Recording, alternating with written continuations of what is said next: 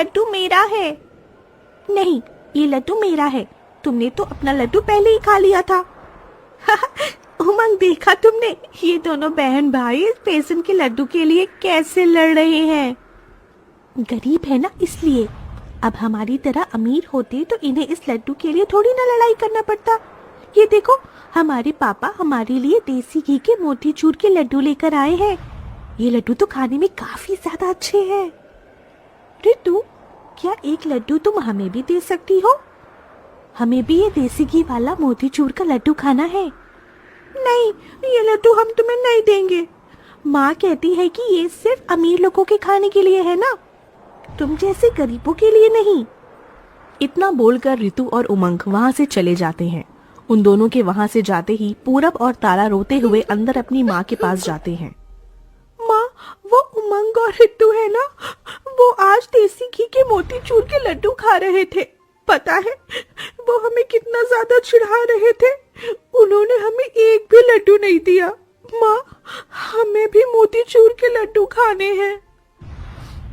पूरब बेटा, तुम तो समझदार हो ना, तुम्हारे बाबा की इतनी कमाई नहीं है कि वो तुम्हारे लिए मोतीचूर के लड्डू ला सके। ये बेसन का लड्डू भी उन्हें प्रसाद के रूप में ही मिले थे। तुम हमेशा यही कहती हो, हमें कुछ भी अच्छा नहीं खिलाती हो। हमें नहीं खाना ये बेसन का लड्डू, हम जा रहे हैं यहाँ से। दोनों भाई बहन रोते हुए वहां से जाने लगते हैं कि तभी क्या हुआ नर्मदा, ये बच्चे ऐसे रोते हुए क्यों गए? कुछ नहीं, वो पड़ोस में बच्चे हैं ना, रितु और उमंग, वो दोनों मोतीचूर के लड्डू खा रहे होंगे, तो उन्हें देखकर इनका भी मोतीचूर का लड्डू खाने का मन कर रहा था। अब मैं कैसे समझाऊं? अपने बच्चों को इतनी छोटी छोटी चीजों के लिए तरसता देख मेरा दिल बहुत दुखता है, लेकिन मैं कर भी क्या सकता हूँ। ये लो पालक और साग, जल्दी से खाना बना लो, मुझे बहुत भूख लग रही है। आज भी तू यह घास फूस उठा कर ले आया। रोज रोज यह घास खाकर मैं थक चुकी हूँ। मेरी तो पूरी उम्र ही निकल गई ये घास खाते हुए। अब तू क्या अपने बच्चों को भी रोज रोज यही खिलाएगा? माँ, आप तो जानती हो ना कि मैं ये साग और पालक की खेती करता हूँ और उन्हें बेचकर जो पैसे मिलते हैं उससे घर का खर्चा चलाता हूँ। हमारे पास इतने पैसे नहीं है कि हम लोग महंगा महंगा खाना खा सके। तो इसका मतलब ये तो नहीं कि जिंदगी भर ये घास खाकर ही अपना गुजारा करे। मैं तो ना खाने वाली घास। कौशल्या की बात सुन नमन को दुख तो होता है, लेकिन वो ये भी जानता था कि रोज रोज घास फूस खाकर किसी का गुजारा नहीं हो सकता। लेकिन गरीबी के चलते इन दोनों के पास कोई दूसरा चारा भी नहीं था। कचौरी ले लो कचौरी, गर्मा गर्म मसालेदार कचौरी ले लो कचौरी, सिर्फ 20 रुपए प्लेट, 20 रुपए प्लेट। गर्मा गर्म ले लो भैया, गर्मा गर्म कचौरी ले लो। अंकल, ये कचौरी कितने की है? बेटा 20 रुपए प्लेट है, कहो तो एक प्लेट लगा दो। हाँ अंकल, एक प्लेट लगा दो। अरे नहीं भैया, मत लगाओ। माँ, दिला दो ना कचौरी, बहुत मन कर रहा है कचौरी खाने का। देखो ना, ये दिखने में कितनी ज्यादा मसालेदार और स्वादिष्ट है। मेरे पास पैसे नहीं है कि मैं तुम्हें ये कचौरी खिला सकूं, इसलिए नम्रता अपने दोनों बच्चों को डांट कर घर के अंदर ले जाती है और अपना बनाया हुआ साग पालक उन्हें खिलाने लगती है। हमें नहीं खाना, आप रोज रोज ये घास बनाकर रख देती हो। हम इंसान हैं, कोई जानवर नहीं जो रोज रोज ये घास फूस खाए। ऐसे खाने का अपमान नहीं करते, तुम्हें पता है कुछ लोग ये खाने के लिए तक तरसते हैं। तो जो लोग तरसते हैं आप उन्हें ही दे दो, लेकिन हम ये नहीं खाएंगे। अपने बच्चों को रोज रोज ऐसे खाने के लिए रोता देख नम्रता को दिल ही दिल में बहुत दुख होता था, लेकिन वो जानती थी कि अपने बच्चों को ऐसी चीजों के लिए तरसता देखने के अलावा और कुछ नहीं कर सकती। समय बीतता रहा और पूरा परिवार घास फूस खाकर ही अपना गुजारा करता रहा। आज तो माँ ने बहुत बढ़िया समोसे बनाए हैं। ये आलू और पनीर के समोसे खाने में बहुत ही ज्यादा स्वादिष्ट हैं। ऐसे समोसे तो वो हलवाई बिरजू लाल भी बनाता है। अब तो मैं हर छुट्टी में माँ से ये पनीर वाले और आलू के समोसे बनवाऊंगा। चलो अब जल्दी से ये समोसे खा लेते हैं, वरना ठंडे हो जाएंगे तो माँ डांटेगी। रितु, उमंग, तुम दोनों क्या खा रहे हो? देखो, माँ ने हमारे लिए गर्मा गर्म पनीर और आलू के समोसे बनाए हैं और उसके साथ साथ ये खट्टी मीठी चटनी भी। ये तो खाने में काफी ज्यादा स्वादिष्ट होंगे ना? हाँ, ये खाने में बहुत ज्यादा टेस्टी है। काश तुम दोनों भी हमारी तरह ये आलू और पनीर के समोसे खा पाते। तुम दोनों हमें एक समोसा दोगी? हमारा भी समोसा खाने का मन कर रहा है।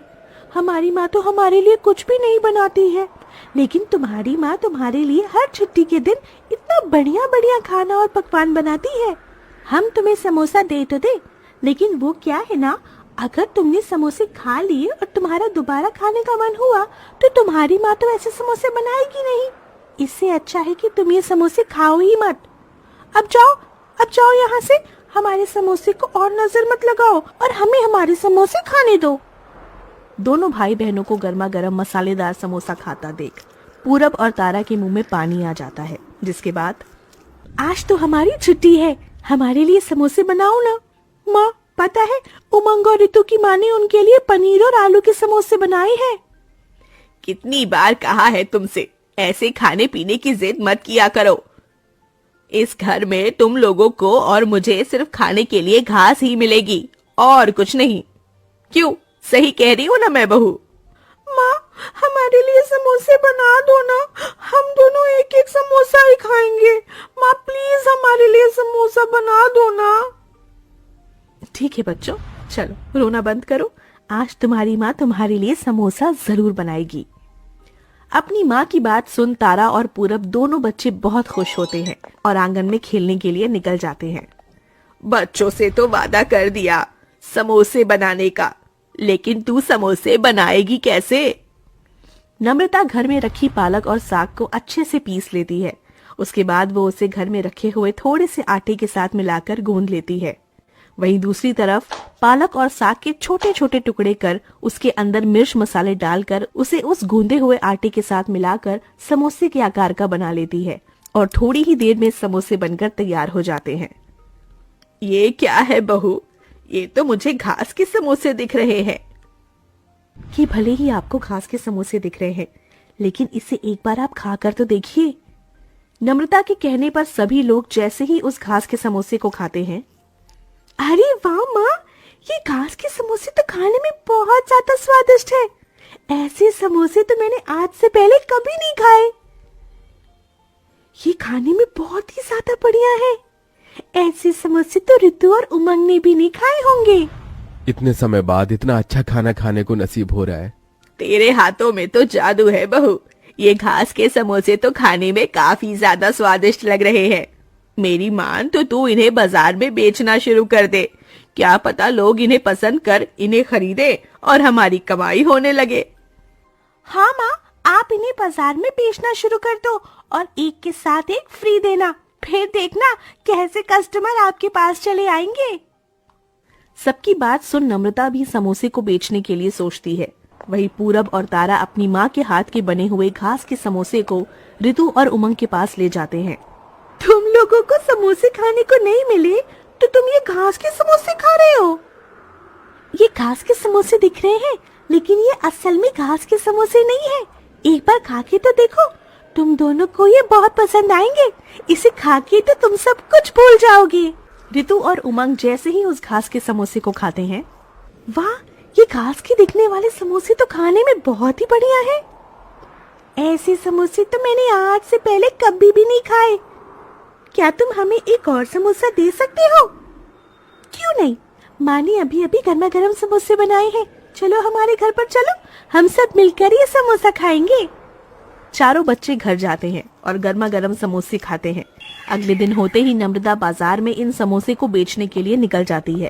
अरे ये क्या, एक समोसे के साथ एक समोसा फ्री? लेकिन ये कैसे समोसे हैं? मुझे तो ये घास के समोसे दिख रहे हैं। ये देखने में घास के समोसे की तरह है, लेकिन एक बार खाकर देखिए, ये आपको खाने में बहुत ज्यादा पसंद आएंगे। वो कस्टमर जैसे ही उन समोसे को खाता है, अरे वाह, इसके अंदर तो साग और पालक है। ये समोसे तो सच में बहुत बढ़िया है। ऐसे समोसे तो मैंने जिंदगी में नहीं खाए। ऊपर से पालक साग की वजह से ये काफी हेल्दी भी बन गया है। आप तो मुझे और 2 समोसे दे दीजिए।